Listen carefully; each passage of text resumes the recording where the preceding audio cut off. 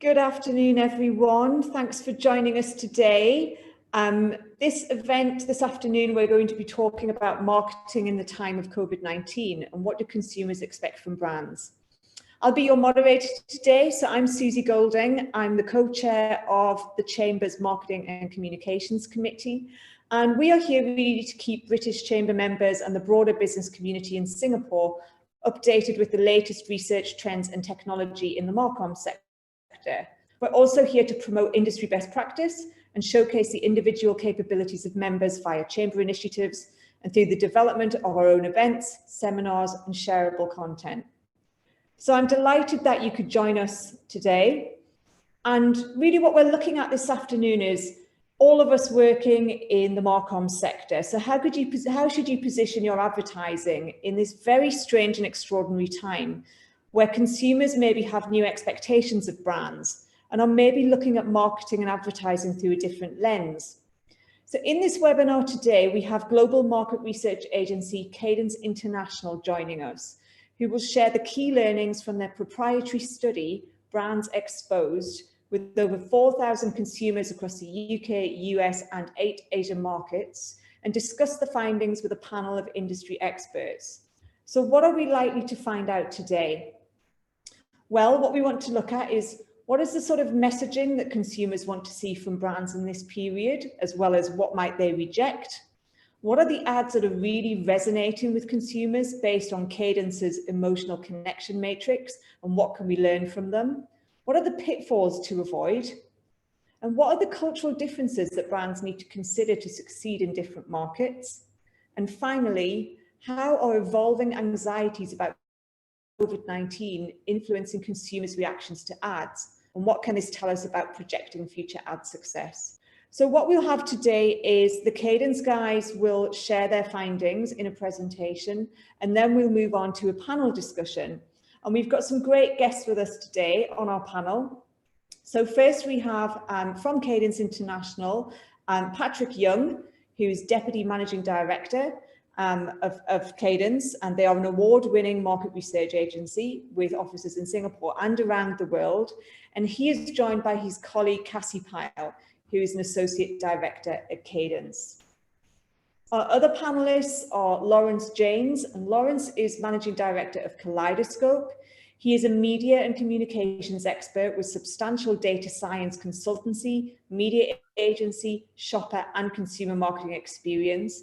Lawrence has spent a fair bit of time in Asia, particularly Bangkok, so he knows the region well, although he's now based back in Oxford in the UK.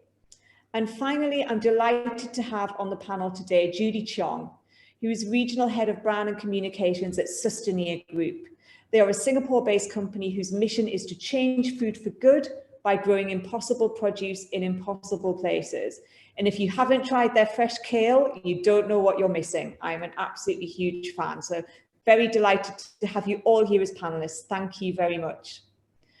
So without further ado, I'll hand over to Patrick and Cassie to take us through their presentation. Hi everyone, thanks very much for that introduction, Suzy. So as Suzy mentioned, we're going to be taking you through some of the findings from our Brand Exposed study. And in this, we were looking at marketing in the time of COVID. What do consumers expect from brands? So I think it's perhaps unsurprising to know the fact that marketing has changed a lot. You know, I think overnight we changed in terms of just how people can make ads, but also what consumers want from ads. So like our example on the left here, you know, our very first shift was going from the idea that you just physically couldn't make these polished, beautiful ads, and therefore you had to flip to, well, what can we do? Because we still need to talk about our brands to consumers. The other shift was around the idea of consumers just don't necessarily want to hear the same messages. You can't just keep rolling out the plan that you already had. And therefore it was also about how do we need to tweak our content. As time goes by within this pandemic, there's also been shifts within that, where you perhaps left from that first wave of just the initial panic, what are we going to do, knee-jerk reaction. Now brands have had a bit more time to formulate what do they want to say, who do they want to be in this time and looking into the future. But also we need to take into account that our different markets are having perhaps second waves, third waves, and therefore, how do you keep your message relevant when the situation keeps changing in each of the markets? So that's the perspective with which we started this study and with which we continue to investigate this research question. So what do we do? Well, first of all, we undertook a mobile community amongst a number of our different colleagues across the world. So in our offices in Asia, in the US and the UK, we set up a mobile community for people to share their experiences of coping with COVID, with coping with the lockdown, and what they want from brands and how that was changing during the lockdown. And building on that, as Suzy mentioned, we undertook an online survey across 10 markets, looking into what is it people are looking for from brands at the moment, and with that, what are they looking for from advertising specifically. So we've got 4 different things to share. Is first of all, what do consumers want to see from brands? Like, what is the voice of brands? What is it, the perspective they're looking for? Secondly, how did the ads perform in terms of the ones talking about COVID? What is successful and what isn't? And therefore, what can we learn from that? And then lastly, what impact does this idea of being worried about COVID have on the ad performance and have on brands in general? And so to kind of carry that on in terms of this idea of worry, how worried are people about COVID-19? Which I think is kind of an interesting question to ask, and also what is it specifically they're worried about? So we first started measuring this in March when the majority of lockdowns started to kick in, and asking people how worried they are. We see this score on the left for March. And when we ask this again a couple of months later in May, we see a consistency in the 2 green bars. We see there's a consistency in the worry that people have overall. However, when we look at this by markets, we can see there are some shifts happening. So for example, China, which is slightly higher in March, drops down a little bit into May as they start to take control of their first wave, as obviously it started, the lockdown started more recently in China, whereas for somewhere like Singapore, which actually is lockdown started a little bit later on, we see that worry increasing from March into May. And that's really in line with some of the overall cases we see reported and the recovery that countries are making after the initial wave. But beyond just overall worry, what are people worried about? And what we see is that this has shifted from the start of the pandemic in March through to the summer and into May. And on the right-hand side, we have elements to do with healthcare, so the health of elderly family members and healthcare systems being able to cope. Those started off being some of the highest areas, but actually had dropped down into May, and people became more concerned about some of the long-term impacts. So the economy in your country, the world economy, your employment. So not that the healthcare concerns went away, but more the fact that this pandemic is here to stay, and what does this mean for me and my family and my country going forward? So this was the analysis we undertook in May. Going forward, as we've seen the pandemic increase, if we've seen subsequent waves hit in many countries around the world and subsequent lockdowns here, we see that there is this sense of worry has actually built over time. Into our last sort of take of this was in November, just before the Pfizer vaccine was announced, and we see this worry continuing to build. So as the cases have increased globally, we see that worry increasing in line. Certainly it'll be interesting to see what this looks like in December as now the vaccine starts being administered in the UK, but we are seeing people are continuing to be worried.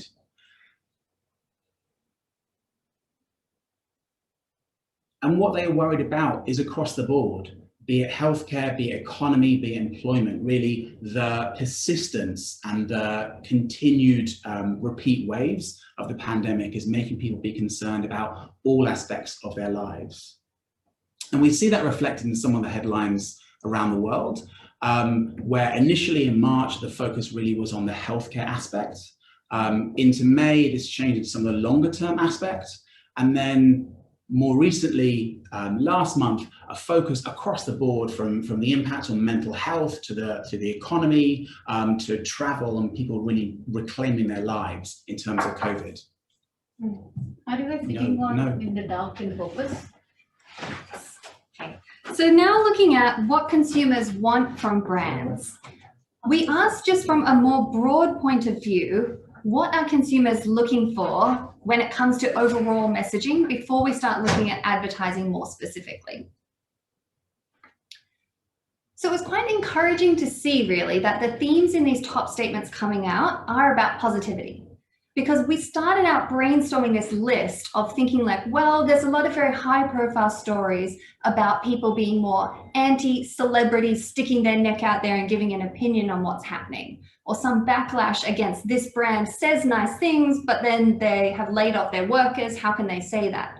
So we were wondering if you'd be starting to see some of that negativity coming through. But overall, consumers are just looking more for that optimistic view of the future. That yes, we have to be realistic, but I do still want brands to be looking forwards, to be telling me about what's going to happen next, what can I do now, and kind of still stay in this more optimistic point of view. Interestingly, if you look at the next few statements below this, it starts to become more about the idea of evaluating your role in society, looking at responsibility. So also seeing kind of where do you fit into the bigger picture here. At the bottom of this, you also see there's a few statements that are related more to this negativity of perhaps do you want more of a reality check from brands, where you see that that's where the lower agreement is. So to take this further, we then looked at how you could potentially theme some of these statements. And they fall broadly into 3 different themes.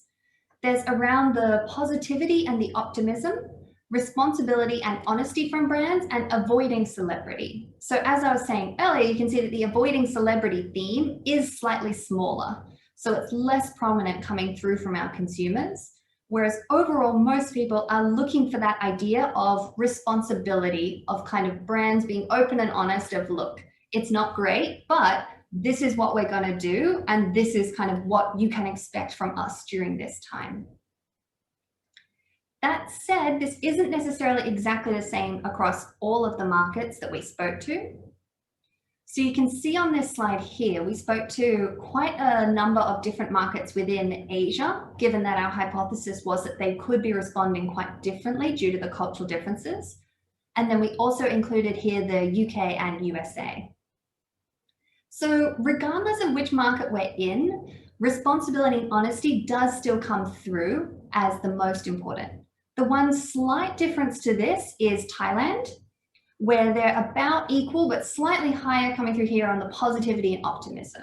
And this very much reflects what we see within Thailand when we do research in that market, where consumers are in general looking for brands to use a lot more humor, a lot more fun, positivity, smiles, pre-COVID, and now still during the COVID time. That's still what our Thai consumers are looking for from their brands.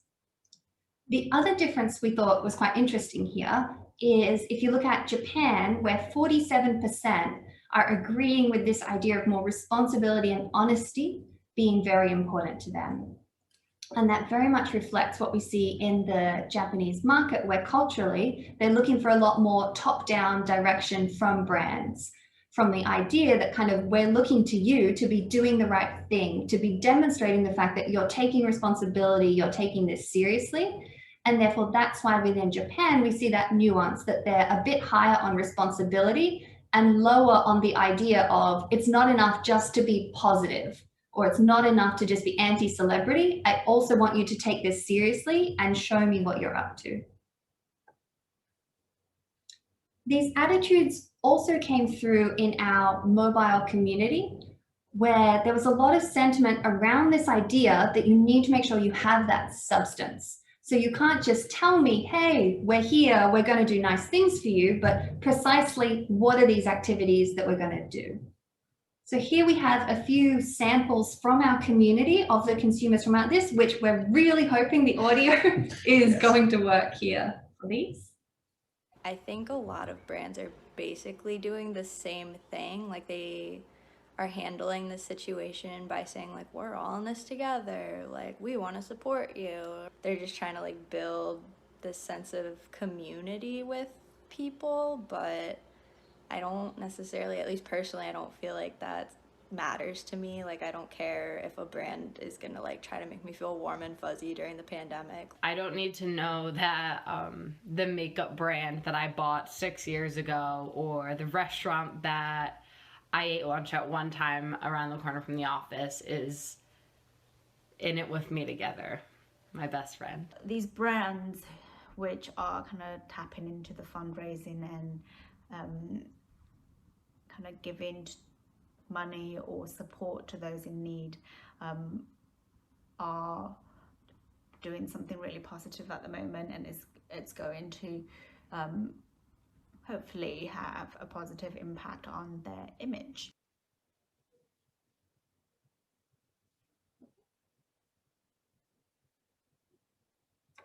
So now we move into the real meat of our study, and that was looking at what's the implication of all these different attitudes that our consumers have in terms of what they want from a brand. How does that play out in terms of how they responded to some of the ads that brands were running during COVID-19 around the world? So to test this, we developed our emotional connection matrix and tested this against 16 ads.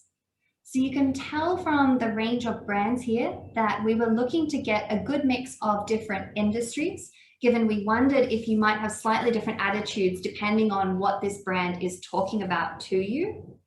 And we were also looking to have brands that were represented globally to a certain extent, just so that it was fair to be asking our consumers across all the different markets about these brands and the ads that they were putting out. The other aspects that we took into account while we were choosing the ads that we wanted to measure was about the way in which they were tapping into all these different attitudes that we were looking at. So we got some ads that were more about influencers and partnering with influencers to get their message out there on social media. We also had some ads that were featuring employees, given that we saw that this was a trend at the time within COVID messaging. We had a mix of those that were using more emotional versus more rational messaging to see what was the different impact there. And also those that were showing more this behind the scenes look of giving consumers perhaps information that they wouldn't have known before COVID, and therefore giving them that little peek, and perhaps do people get more of that thrill from the fact that this is new information. The last factor was around the idea of supporting community. And this was to measure that idea of if consumers want to hear more about impact and responsibility, do we get a different impact when a brand is talking more about a community, whether that's more in a general sense globally, or whether that's talking more about a very specific local community and giving examples of what they're doing for that community. So to give you a bit of background into our matrix before we look at those results, so there's 5 different factors that go into that calculation. The first is around theme. And this is from the fact that there's a lot of different ways in which brands can be approaching this topic. And these are the themes that we were looking at earlier on in terms of the different things that a consumer can expect.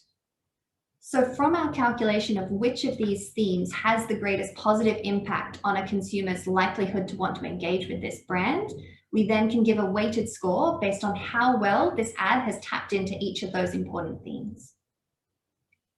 The second and third metric are all about the stickiness of the ad.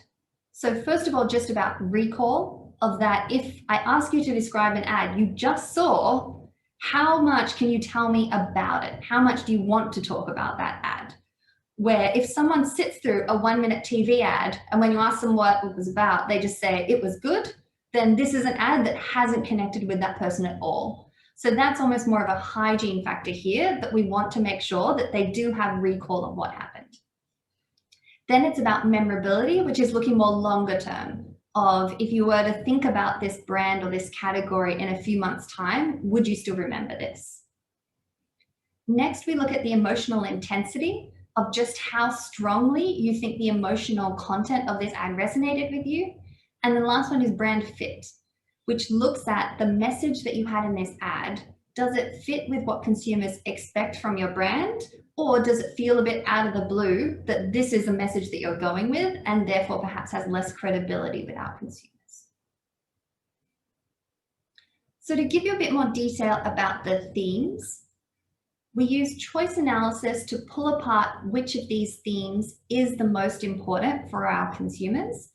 And from this, it comes through the idea that having a brand that is supporting me and others is the theme that has the greatest impact on consumers. So therefore, an ad is rewarded more for being able to tap into this theme of support, of positive impact, and being genuine, more so than being able to tap into some of those other themes that we saw earlier, simply because they don't have as great an impact on whether or not a consumer is going to actually want to come back to you. And that's something that we found quite interesting, to be honest. So this is not necessarily something from our matrix. This is more just the fact that the things that scored lower on that analysis were some that we expected to come out quite high, because we saw these as new trends in the market that were very interesting. And there was a lot of very high profile campaigns from out, such as IKEA releasing the recipe to their meatballs, or Hilton Hotels saying, if you're missing the welcome cookie that is iconic for our hotels, this is how you can make this cookie at home. So we saw this as quite an interesting new trend that a lot of consumers were quite interested in, but in the end, it's not necessarily those kinds of little behind the scenes nuggets that are going to get a consumer more interested in your brand, and therefore you don't get as high of a weighting in the score for delivering on these themes. In order to validate and just make sure that this matrix is sensible and does have impact, we also validated it against likelihood to use the brand in the future to show that there is a positive relationship between scoring well on this score and being able to bring more consumers into your brand in the future, and therefore that you will get that ROI for performing well. So now the interesting bit where we get to look at how all of those different brands performed. So the score we're showing you here is the overall emotional connection score that combines together all of those 5 factors that I showed you earlier. And here you can see that it's that Google ad that really stands out, because although there are other ads below that that have done well, no one really is coming anywhere near Google at that 65%. So today we're going to unpack in a bit more detail what exactly that Google ad was and why it is that it seems to have done so much better than the other branded ads that we tested in this study. Before we show you those results, I'll just talk you through how to read some of the scores that you're going to see on the following slides.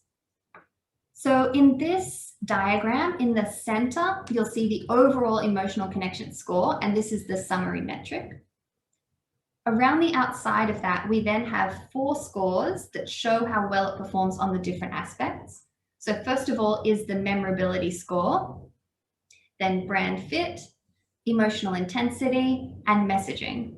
And by analyzing how each of the ads has performed across these 4, we can then start to pick apart, because some of our ads might have a similar overall summary score, but one has done better perhaps on the emotional intensity, while another has done better on the memorability. So that allows us to pull apart a bit more of kind of where have each of them shone versus what would be the tweak that you would have to make to get this ad to succeed further in a consumer's eye.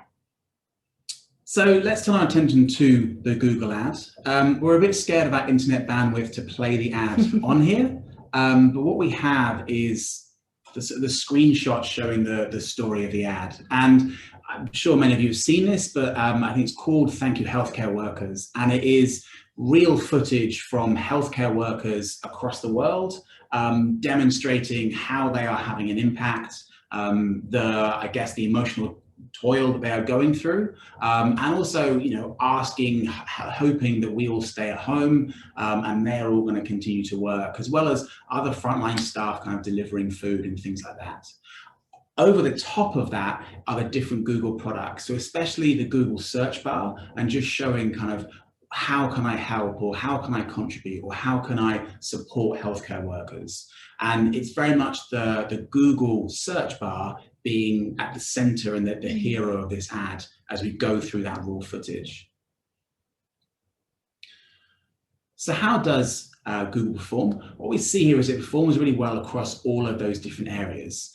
So first of all, in terms of that messaging, very strongly in the top left of that graphic that Cassie talked us through, also coming through in terms of it being a memorable ad with a high emotional intensity and also a good fit to Google itself. So across those 4 different areas, the emotional connection matrix, it is performing well. And if we look at some of the statements that feed into messaging, we can start to see why.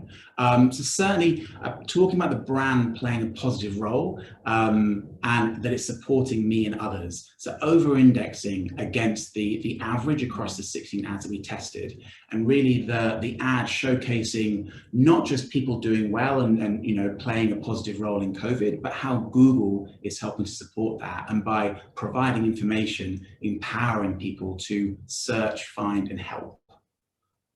And that leads to positive outcomes. People more like to use Google. Admittedly, it's a free resource, but also people more likely to talk about the ad, and it to be something that people are going to talk about and talk about with others. So that virality also coming up highly.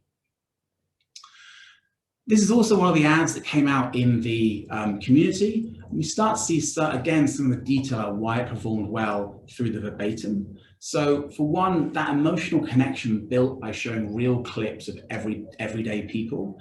The brand is focusing on everybody who is helping. So the focus, although it's on Google being the hero to allow the connections between people, it is on the people themselves. There's also that rational message of how you can help. It isn't just a positive message, it also shows constructive ways that you can actually find a way to be supportive in your local community. And with that, promoting a sense of unity and togetherness, and very much some of the sentiments we've seen and what people are looking for from brands, that idea of genuineness, honesty, doing right by the community and right by others, really shining through. But also that idea of the ad being played through the lens of the Google product is a similar brand cue from other ads from Google. So for example, the 2014 Dear Sophie advert, again, it was an ad told through the story of the Google products. So it has a fit in terms of how it's in keeping with Google's brand cues. In contrast, looking at another ad that performed well, but slightly in a lower register to the Google ad, is the one from Uber. And again, some sort of screenshots telling the story of this. And this is also real footage of real people. And people speaking to camera, these aren't necessarily frontline workers, but people speaking to camera and saying thank you to the driver who took them somewhere. So you can then see towards the end of the ad, people filling in almost like the thank you for moving what matters and putting in the name of the driver. So again, a strong emotional message coming through, but very much dedicated to the individual drivers. So how does this perform? Well, what we see is the messaging element comes through strongly, but actually it's quite a fair amount weaker in terms of memorability, emotional intensity, and brand fit compared to the Google ad. So it still resonates well in terms of the messaging, and we see it again over-indexing on most of these comments. So how the brand is supporting me, its positive role, but actually the memorability and the emotional intensity is lower. I think part of that is because this feels like a conversation between the individual and the driver, rather than the Google ad as a message to the community about how you can help. And there isn't necessarily a message around how Uber is helping frontline workers. And also it's kind of a call to action in terms of how you can engage and how you can help out. Equally, the brand fit, I think this is a step away from perhaps what people know about Uber in the last couple of years and the history the brand's gone through.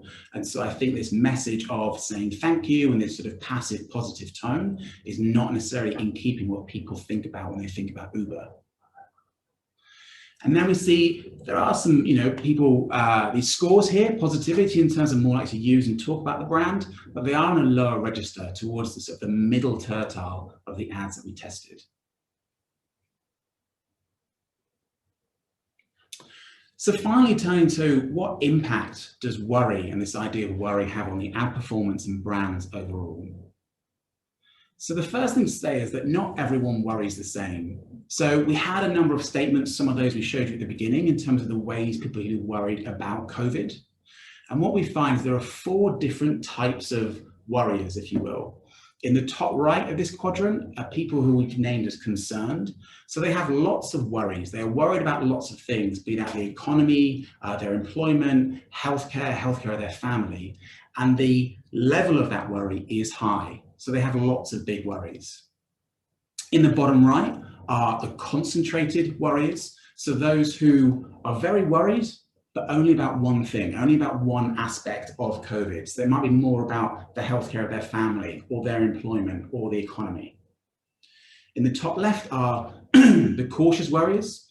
So those who are worried about a lot of things, but to a simmering level, to a lower level. So it's on their mind, but they're not perhaps significantly concerned about it.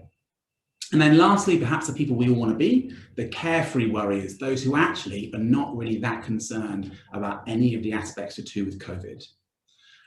So we have these 4 quadrants. I think at the end of this, this presentation, there'll be a bit of a poll. You can kind of select where you think you fall out on these 4. Are you very worried about lots of things, only worried about one thing, kind of worried about most things, but in a light level, or actually you're fairly carefree? So when we take the 2 extremes of this, the concerned consumer and the carefree, we see some interesting differences starting to pull out. So for one thing, in terms of their relationship with COVID, those concerned consumers are more likely to read the news and really be engaged with updates about COVID-19, versus the carefree are a bit more distant in terms of the news and staying updated. Perhaps because in some way they have less skin in the game, perhaps they are less infected, maybe perhaps they are less likely to have family members who are in some way kind of involved in this pandemic more directly. And then in terms of their thoughts about the future, again, we see the carefree consumers a bit more positive about the return to normal in terms of traveling, and also more open to the idea of traveling. So they are more likely to reject the idea that they want to pause international traveling. They're more open and excited about traveling internationally, even though obviously there may be concerns with that. So we see them being a bit more carefree, essentially.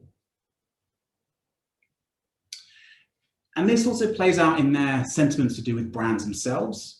So the carefree in yellow, we are seeing have less of an expectations or a change in expectations about brands going forward. Whereas the concerned consumers, those in green, are expecting more of brands. So brands to reevaluate their role in society and brands to take more of a responsibility to support their local community. So a very big difference in terms of what people are expecting brands to do at the moment and going forward. And lastly, we see this also play out in terms of how the ads performed. So taking 3 of the ads here, 2 we looked at and 1 we didn't. But for the Uber ad, that ad which is very much focused on just saying thank you to the Uber drivers. For the concerned consumers, those who are very worried about lots of things in the green, that is a kind of high performing ad to them. It ranks in the top 3, so slightly above the top 4 overall. Whereas for those who are carefree, it's less of an interest, has less of a connection to individuals, and it falls down into the lower ranks.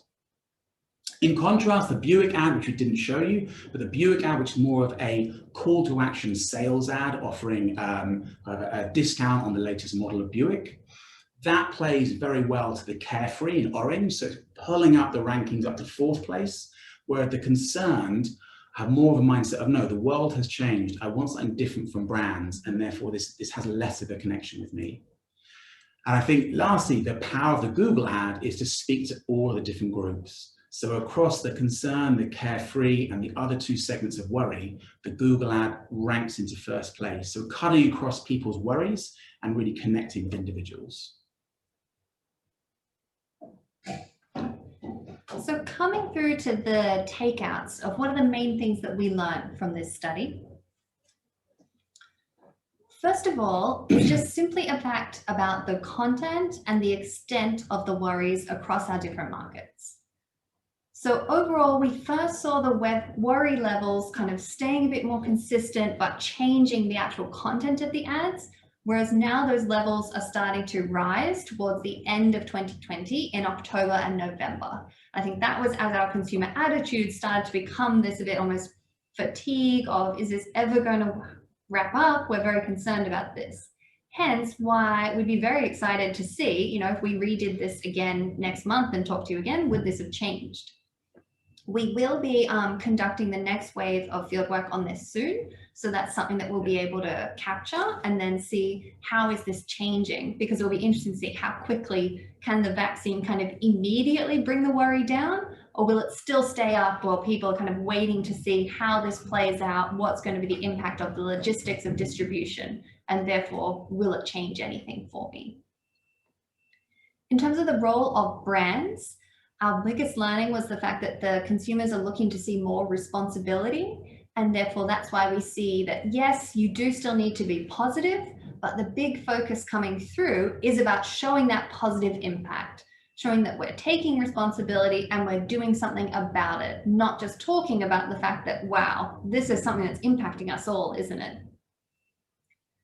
So therefore, having an impactful ad is really about that idea of being able to show that impact that you have in a way that's more memorable and also resonates emotionally, because we need to be able to get that cut through, because a lot of brands are trying to talk about positive impact right now. And therefore, we need to make sure that if everyone's talking about this, how are you doing it in a way that's unique and in a way that makes sense for your brand and what consumers expect you to be talking about and the way they expect you to talk about it. The last learning is about how this worry is impacting what people want to see from the ads. So we can't necessarily just treat all of our consumers as the same. Oh, yes, you're all worried about COVID, because we need to take into account that there are some consumers that are much more worried than others, and therefore are going to be looking for a different story. The other thing to keep in mind here is also about our different markets, and the fact that just simply, if you look around the world, countries are in very different situations in terms of the stage that they're at, and therefore also that's going to have an impact on the extent of worry that consumers have. So therefore each ad, if it's going to be across multiple markets, we also need to be thinking about how is this same ad going to play out in one country versus another, because the same blanket approach won't necessarily work.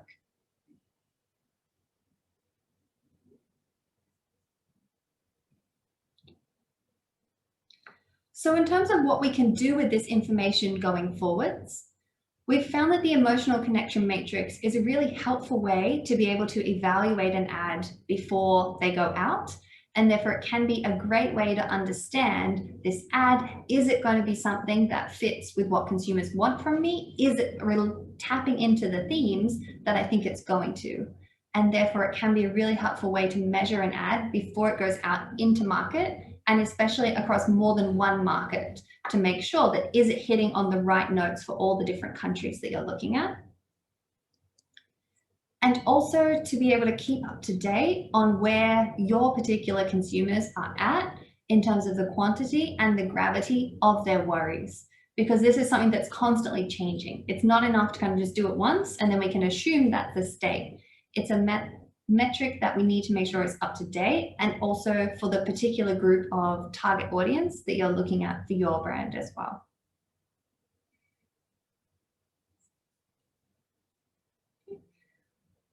So that's everything that we wanted to share today. Hand back over to Suzy. Yes. Thanks, Cassie. Thanks to both of you, Patrick and Cassie, for a really interesting and insightful presentation. And I'm sure we're going to get lots of questions for you guys and our other panelists over the next half an hour or so. And in fact, we have 2 through already, which I'd like to ask Patrick if you can take the first one, which is the sustainability agenda has become more prevalent this year. Should businesses be shouting more about CSR activities such as this and diversity and inclusion, for example? Yes, I think so. I mean, I don't necessarily think that the idea of diversity and inclusion is new to this year. I think in the last 5, maybe 10 years even, we've seen that diversity and inclusion agenda grow. But I think that perhaps this year it's been sped up. I think that it is also working out how is your brand relevant to the idea of diversity and inclusion. And I think we've also seen some massive faux pas from brands where they've tried to almost overstep the mark. So I definitely think it's about being sensitive to the idea that, yes, people are looking for a bit more genuineness and a bit more openness and kind of embracing others at the moment, especially, but doing it in a way that still stays true to your brand. Yeah, I agree. And for you, Cassie, are there any factors that are specific to Asia, and are there factors that were global when you were looking at the findings from the research?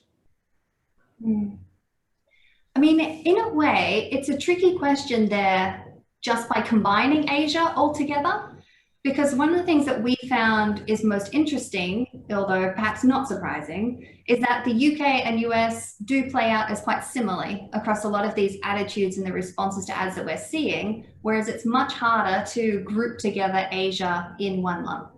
And I think part of that comes from the fact that within Asia, there is such a diversity of how kind of the different markets have responded to COVID and to what extent kind of it ever got hold and then has been taken care of, but also with the cultural differences that we see across Asia. You see a lot of those differences coming through in terms of the fact that each of our markets has a fundamentally different expectation from brands, regardless of COVID, just in terms of what they want, of whether they have that slightly higher power distance and therefore want to keep that distance between brands, versus if they want more of that friendly, close messaging from a brand. Absolutely, and it plays back to what you said at the end of the presentation around, you know, where you were in multiple markets as a brand, you have to bear in mind the differences between those markets. And you're right, in Asia, anyone who has worked with brands in a marketing or comms capacity in Asia knows how very diverse this region is from country to country. And sometimes that's not really understood by global brands. There's many times that we have to have conversations with clients that, you know, a comms strategy or an ad strategy or a certain approach to an ad might work in the US, it might work in the UK, it might work in both at a push, but it's probably not going to work in Asia, and it's definitely not going to work pan-Asia. So I think they are challenges that are constant, aren't they? Thanks for that, Cassie. So I have a question for Lawrence. Now, obviously, Lawrence, you have a lot of experience working with brands. You've worked with brands all over the world. So I wanted to ask you, do you think that what consumers say they want to see from brands now, so as the research found, they're saying they want to see more optimism, they want to see brands taking a responsible role. Do you think what they say they want to see will actually influence future purchase decisions? Well, it's very interesting you should say that, because we're kind of at Collidascope in the fortunate position where we're part of One HQ network, which has got an office in Singapore as well as across Europe and the US. So we do get some perspective. So One HQ is a brand strategy, brand design agency. So they're doing a lot of work and researching into why people are doing things. It's quite an interesting build on what Kate's doing, why they're doing things. What we see as Collidascope as an analytics business, where we're looking into marketing effectiveness, is what they're doing.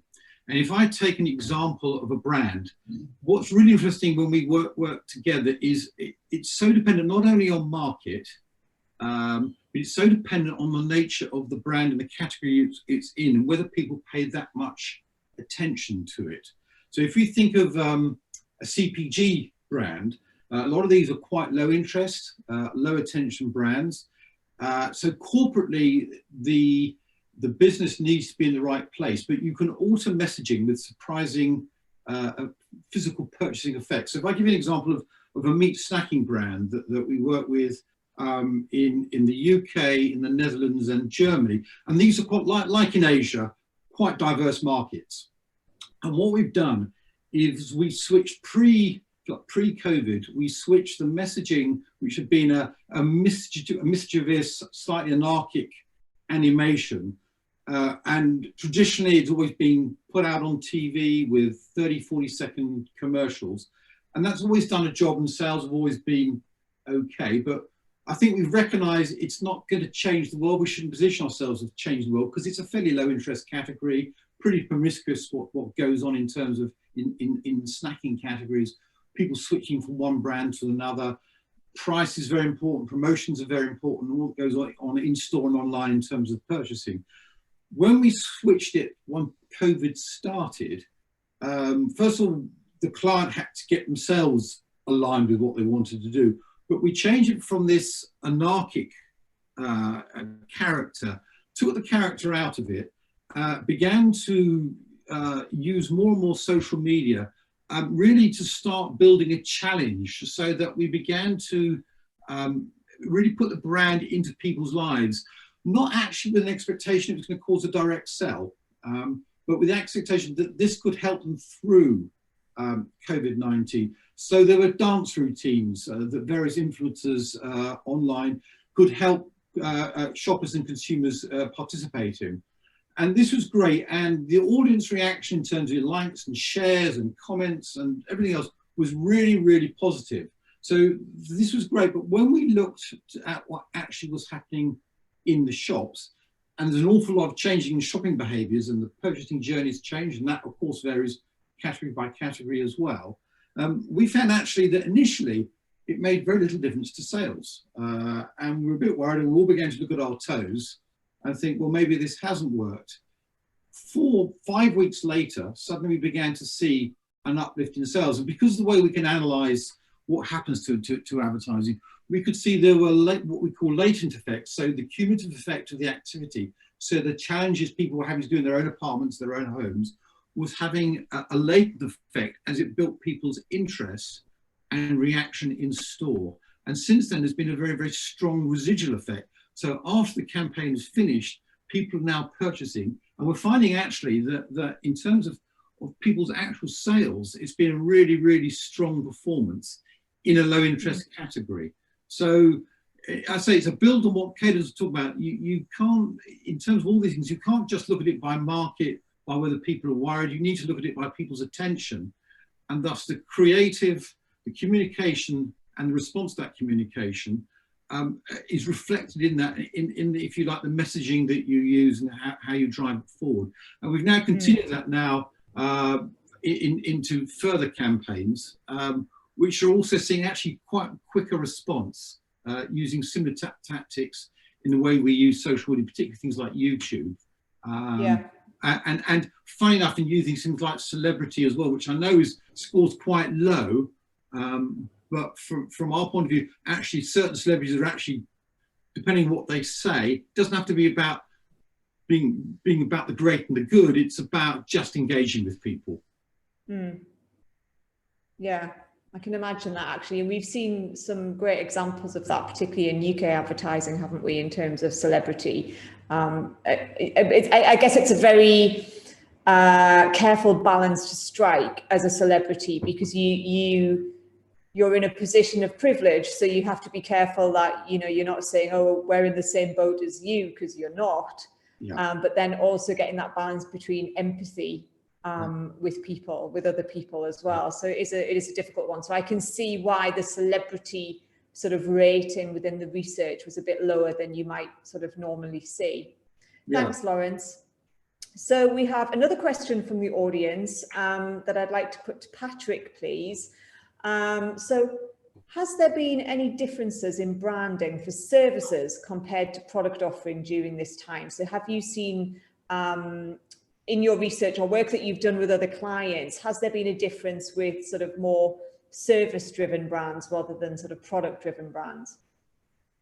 Yeah, I mean, I think just by the very nature of it, service brands have possibly been hit harder. At least they've perhaps been more newsworthy in terms of not being able to operate. Obviously, probably the biggest example is airlines. And I think there has been perhaps a different maybe branding, or at least messaging or communication from them. And certainly some of the service brands seeking help, needing help, asking for help from governments and so forth. Whereas I think from a product perspective, people are just demanding / expecting business as usual, like where can I find my product and stuff like that.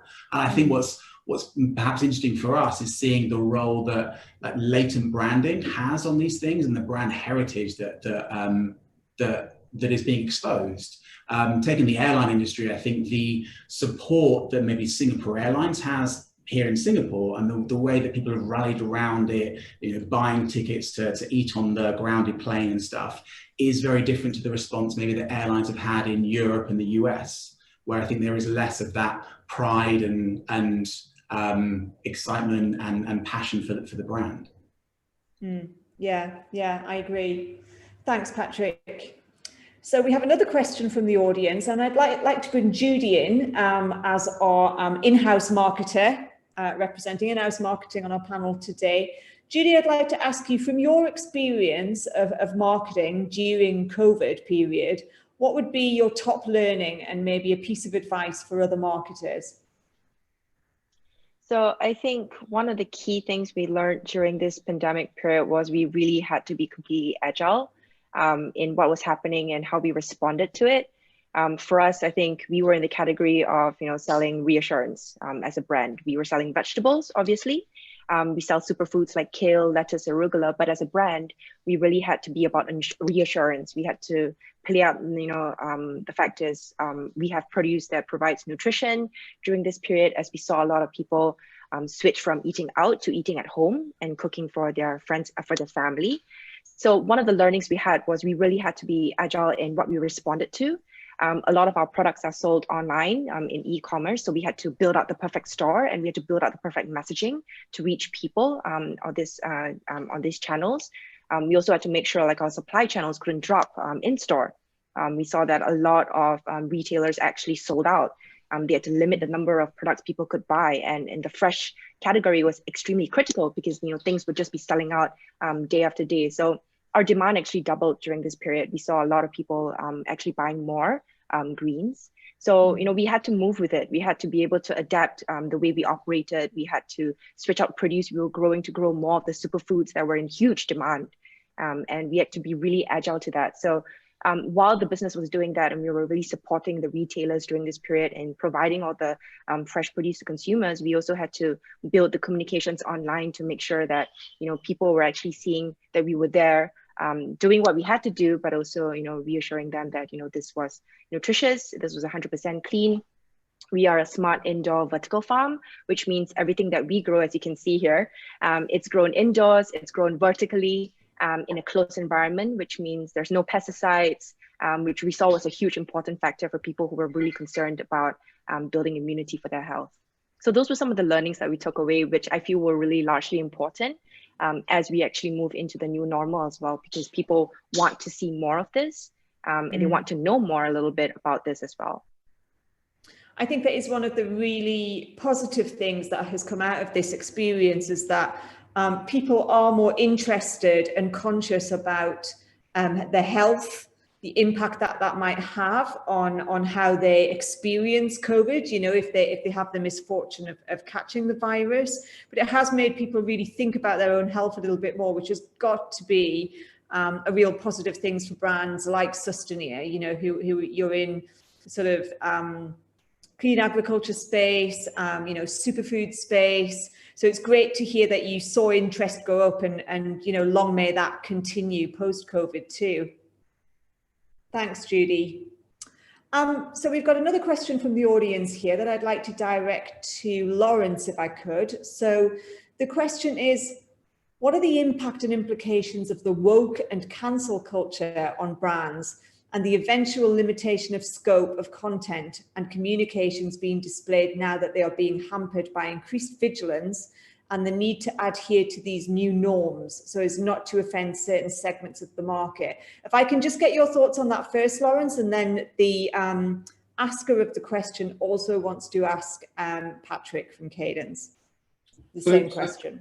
Yeah, so what we see in that sense is that it's not unsurprising that any client, any brand kind of needs to tell the truth. So if you are woke washing or greenwashing or whatever washing you want to call it, and actually you're being quite glib about it and it's superficial, people in this day and age find out very quickly, and it does have a negative impact.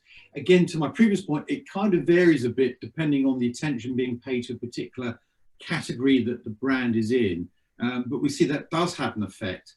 And what we're seeing now, and it was also kind of builds on what Judy was saying, is the need to be agile and flexible, both in the messaging you use, how you react, how you behave as a business, and the communication you use is absolutely immense, because people's attitudes and their purchasing behaviours change with government announcements on lockdown. And so we see this across multiple markets. And not only that, there's the physical side of it as well. If you can't, if nobody's out and about, they're not in the street, they're not going on public transport, there's not much point trying to communicate with them on those kind of media. So you need to be very, very quick, and you need to be able to try and also work out what the impact that's going to have on your business. So you need to be agile and responsive, very good. But at the end of the day, you've kind of got to tell the truth. And to the second point of the question, which is probably related to it, the impact of greater adjudication of media. I don't think that's such a bad thing, because it comes down to trust, and there's lots of research on the impact of trust. If you trust the medium and you trust what you're seeing, you're going to start being a little less cynical than wrapping it into fake news and the believability of what the messages you see. But fundamentally, like anything else, you've got to start from telling the truth, because that does have direct impact on your sales. And if you get, in inverted commas, caught out, you can have a massive detrimental impact, both in the short and longer term.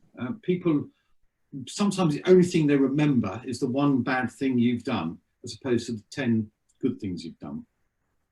So true, so true. Thanks, Lawrence. And the same question to you, please, Patrick. Yeah, to be honest, I fully agree with Lawrence. I think my take on that is that I don't think it's necessarily a bad thing, as Lawrence said, that maybe brands are being held to a slightly higher standard or higher account at the moment. And I think people just are naturally more sensitive because of COVID, but because of also we are just seeing a splitting of people. Obviously, kind of the US at the moment is a very strong example of that. But just you perhaps cannot always entertain both sides of that argument. I think perhaps what's more important is to make sure you are aware of that. And I think there are lots of examples of brands, and perhaps it's a bit old now, but the best example of that is the Pepsi ad, where it's kind of accidentally invoking this backlash.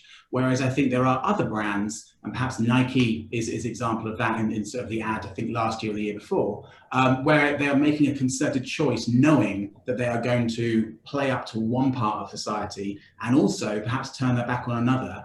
And I think that's okay, as long as it fits with where you want to go as a brand, and you are sticking to that idea Lawrence was talking about being truthful to, I guess, yourself, and honest about what your brand is trying to do in terms of its purpose and, you know, its role with society, really.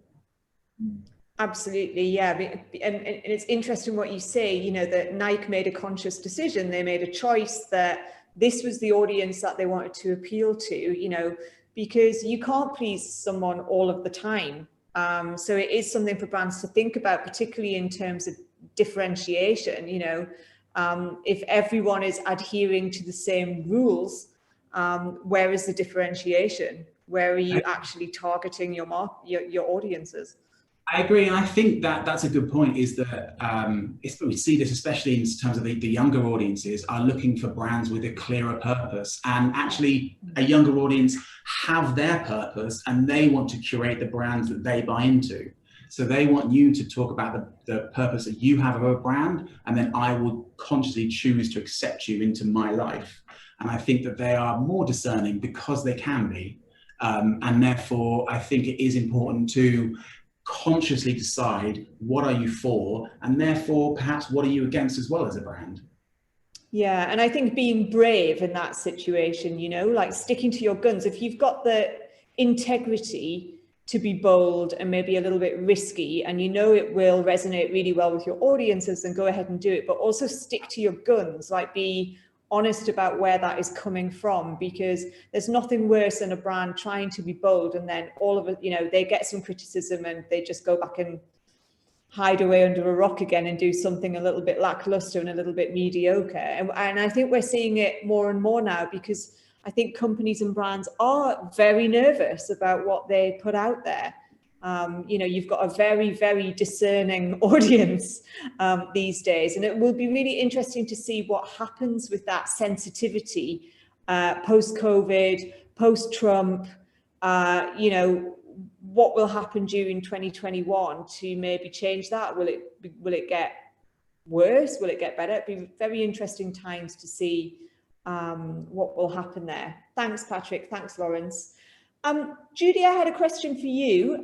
So you mentioned about that you saw an increase in a demand for your products and also interest in the product. Was that really sort of markedly different before COVID actually hit us? Or, you know, how did COVID really change what you saw of your consumers' behavior and attitudes towards your brand? So the change was actually really, what would have been a slow incremental increase over time. What we saw actually escalated really quickly. So again, people were actually buying on retailers in store, and when that sold out, they moved to other platforms like e-commerce to search for products. So we actually saw the increase, jump up very quickly. So we actually changed a little bit of the way we actually reacted to a lot of it. We made sure that we doubled down on the products. We made sure that we, doubled down on the communications. It was a little bit of something that we were expecting with COVID, being in the food industry. So that was something that, we had to manage quite quickly. Great, thank you. So I've got another question from the audience, and this is to all of you. And I'd like to start with Cassie, please. Can you tell me of a brand that you think has reacted to the pandemic in the most imaginative and positive way, and in a way that has significantly changed attitudes about that brand? And what did they do differently to spark such a change?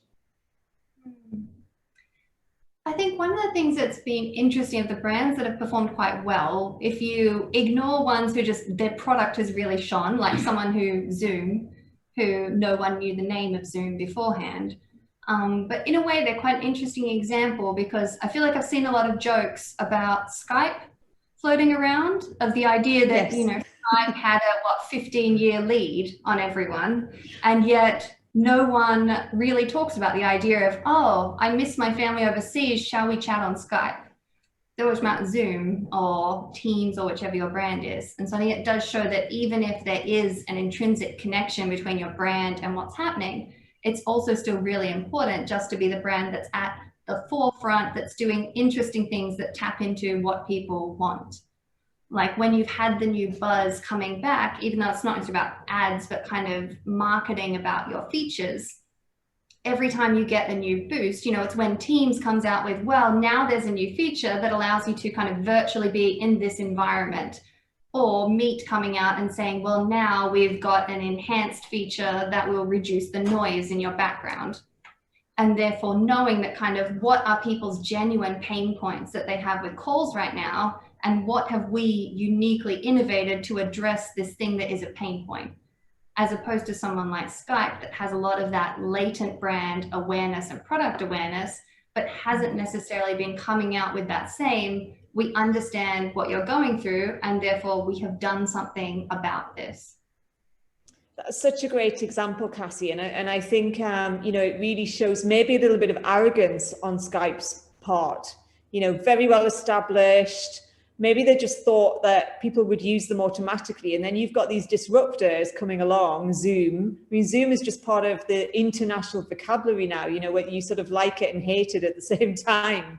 But it's very, very prominent. And like you say, nobody really talks about Skype. So I think that's a great example. Thank you. Lawrence, can I ask you the same question, please?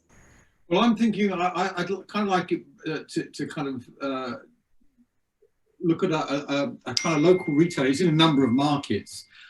Is Pret-a-Manger. I'm not sure whether it's in Singapore or not. I know it's in the US and the UK and some European markets, which has had, if you like, commercially a terrible lockdown, a terrible COVID, because it's had to be closed a lot of the time, or it does takeaway, and there aren't very many office workers. But they've come out of it really, really positively, because right at the beginning, and they reacted very, very quickly, they supplied free meals to healthcare workers. And I think that's changed people's view of them, that they are more community-based. They aren't just a great corporate monolith. And the food's always been reasonably good quality. So that's helped, and they've always had a sustainability message. But it's their reaction. It comes back to being agile and flexible and sustained that I think has been really impressive. And without moving back on, there's the opposite to that. You can think of an airline that everyone had very warm feelings towards, or most people have real warm feelings, that have had a terrible lockdown, not just commercially, but you think of Virgin's reaction, and you think about the earlier point about Singapore Airlines.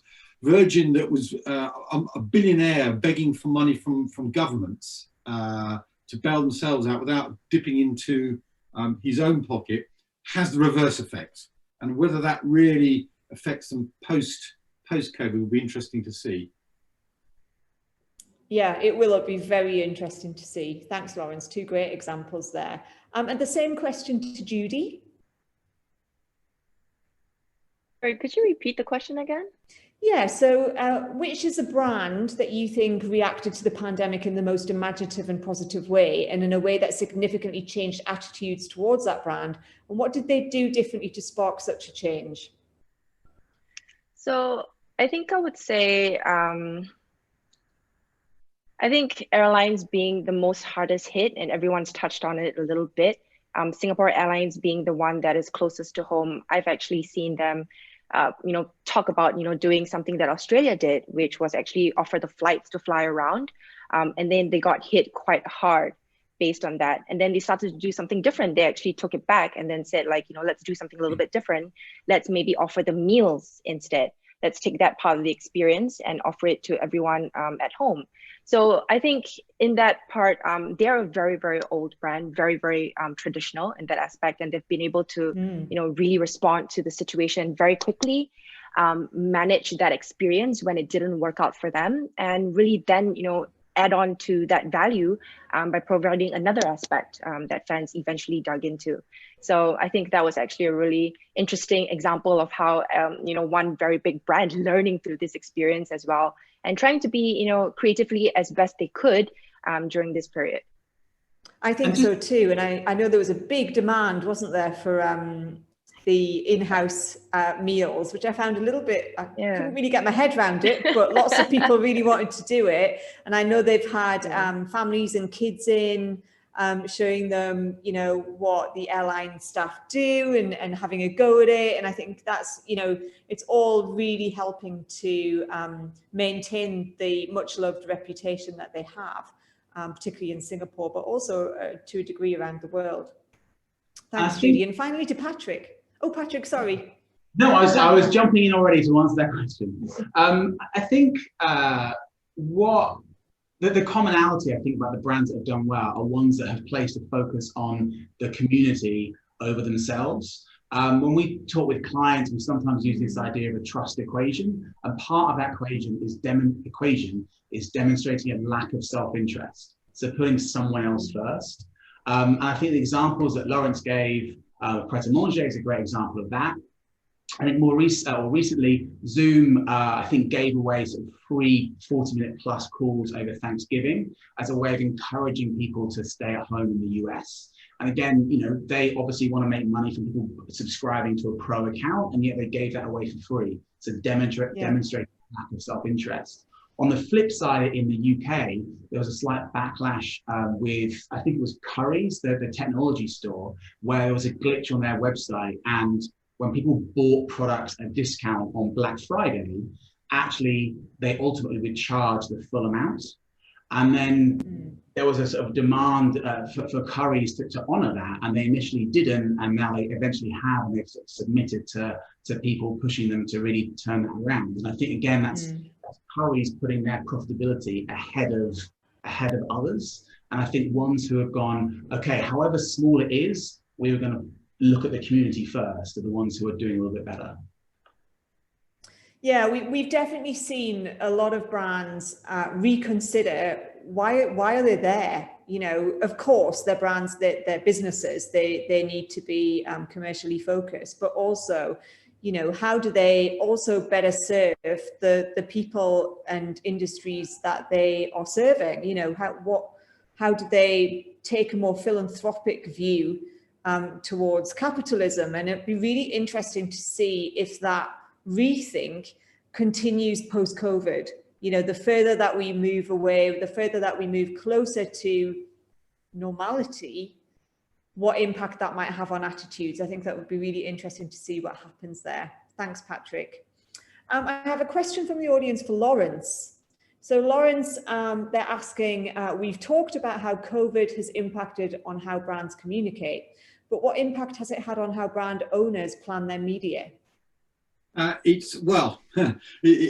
it comes back to agility and flexibility. The days of having a nice, neat sort of 6-monthly or 12-monthly block plan with all your execution laid out in advance has come to an end. So you need an overarching strategy. But what's happened now is everything has become much more short term. You need to flex. I think I was saying a little earlier, need to flex with circumstance and react to circumstance. Otherwise, you have no media, no communication reaching anybody. So the important thing is, it's interesting, is we're working with a client at the moment, which is an Italian pharmaceutical company, and it's launching a new brand. It's launching it into Italy, France, and the UK. So quite diverse markets. And every time we traditionally put things out to research, we've had to move on before we've really had all the results back, because we're looking at what's going on in the category. So we're having to use the analytics to really speed up our processes. So there's risks in that, because we know we've decided to go from a mix of in terms of routes to market, retail channels, from going from a mixture of online marketplaces to bricks and mortar stores, to completely online, to direct to consumer, to online marketplaces, to e-tailers as well. Complete change. And we had to make that decision within 2 weeks. And this is for quite a big launch.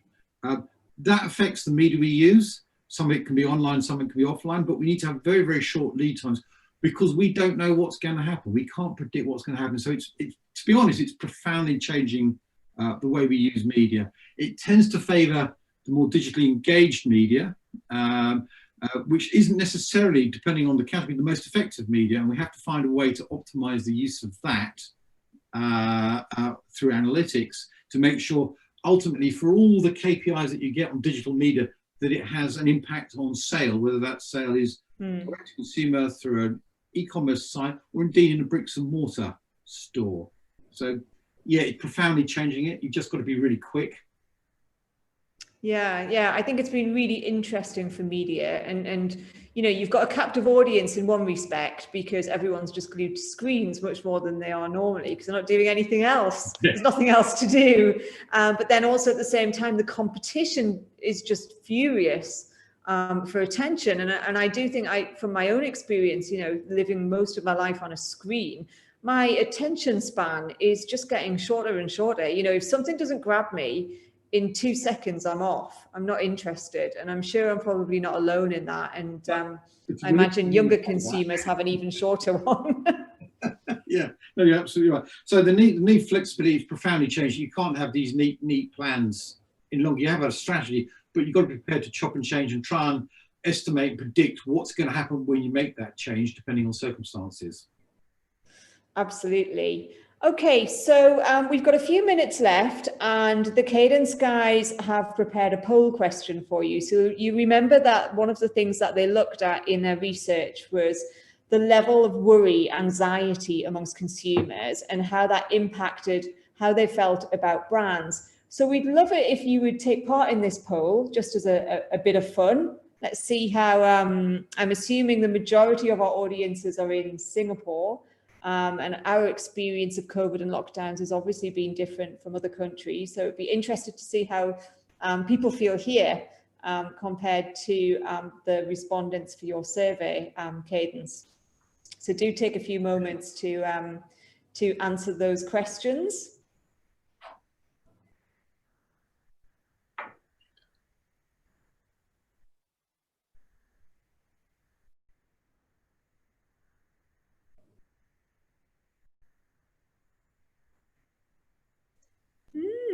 Oh, we don't have many carefrees yet.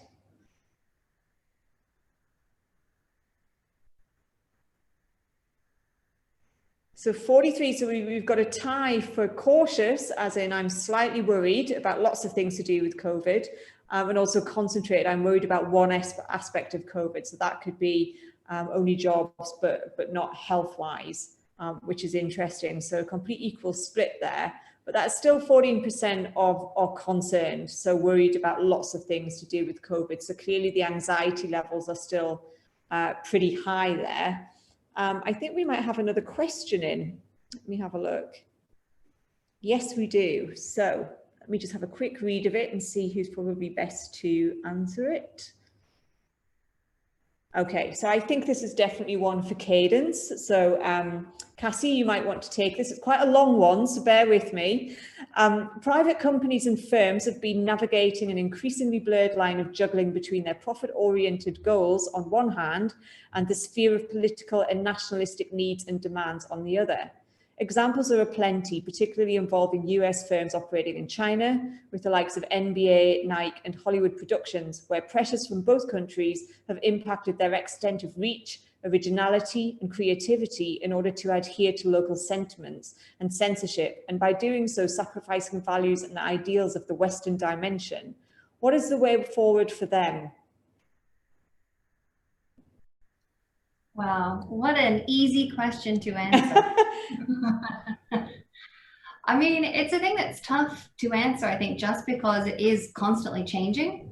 You know, it's like at the moment, especially if you're looking at the relationship between China and the Western world, and especially for me personally from an Australian background, you know, that's a relationship that is changing every week at the moment. And therefore, I think it's also very unique to each of the markets as well. It's very much about looking at who is your target audience, how are they personally impacted by all these factors, and also what are their attitudes? Are they someone who is kind of interested versus not? And I think it's something, even if you look at like the recent Disney Mulan film that was released, which was one that I think was impacted a lot by a lot of these attitudes of people talking about kind of where it was filmed and about the circumstances of how it was filmed, but also the story that it's telling within the film itself. That I haven't seen the figures on how much money they made off it, but I assume they still made a reasonable amount of money. And therefore it is about kind of, are they that worried about it? But they did have a lot of impact on their brand. And I think that's why it comes back to the fact that it's a question that doesn't necessarily have one answer, because you'd need to deep dive just that one factor in a way of how does it impact Disney based on the brand heritage and the reputation that they already had. And then also, how did this one example impact them versus how will another example impact what consumers feel as well. And also being able on the brand side to recognize these differences, different cultural differences, societal differences, and how does that relate to what your brand in your home market stands for, and how does that translate in another market? I would agree with that, and I think that we're also, you know, the question was like, what's the way forward? And I think also we don't exactly know where we are in the immediately short term. Brexit is about to happen or not, and that will change things. We've got the rollout of the vaccine. We're not quite sure how that's going to go. When the Biden administration comes in, that might change the tone of conversation globally. I think these things are in flux. I don't think we can know what is the way forward. I think what's more important is to realize you are going to have some kind of ripple effect, whatever you do. And therefore, it's even more important to be aware of what that is and be sensitive to finding out what do different people in different parts of the world think who might have a viewpoint or have an influence on your brand. Absolutely, couldn't agree more. So I think we've got time for one last question. So it's a question from me to Kadence. So let me put it to both of you. In your experience, so obviously you do a lot of this this research work into attitudes to brands and how consumers are behaving towards brands. So I wanted to ask you, how do you think the 5 takeaways that you have in your presentation now for brands, how do you think they might have differed if you'd run a similar exercise pre-COVID? Yeah, well, I mean, the ones about worries, I guess, wouldn't have been relevant at all. Yes. Related to COVID. You know, I think this is a direction that we were heading in anyway. And I think you see that in the fact of how many of our answers to these different questions have been about consumer values.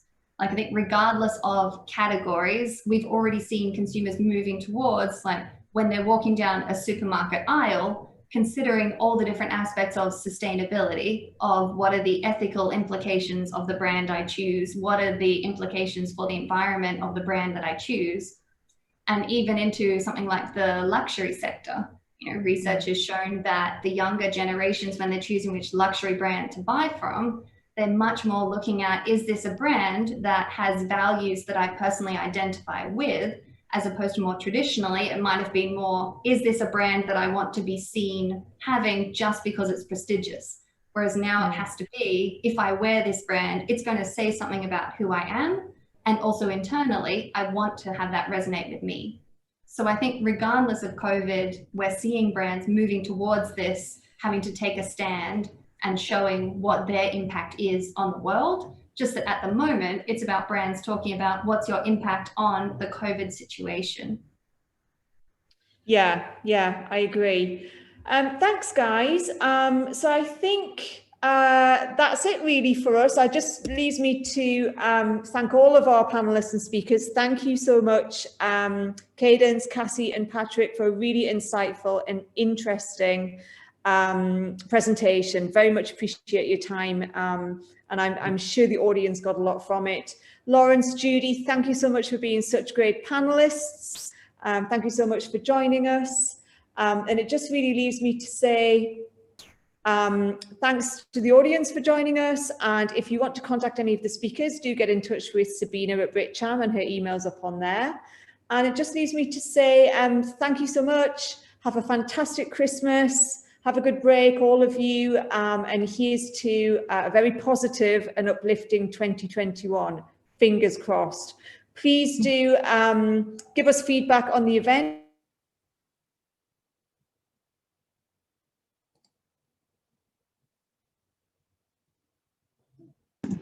Hi, everybody. I think we've just lost Suzy. She seems to have dropped off right at the last minute, but thank you all for joining us. And there will be a feedback form that lands in your inbox. So if you can help us to fill that out, it will help to plan the projects for next year. And have a wonderful Christmas. This is the Chamber's last event for the year, and I hope you can join us in 2021.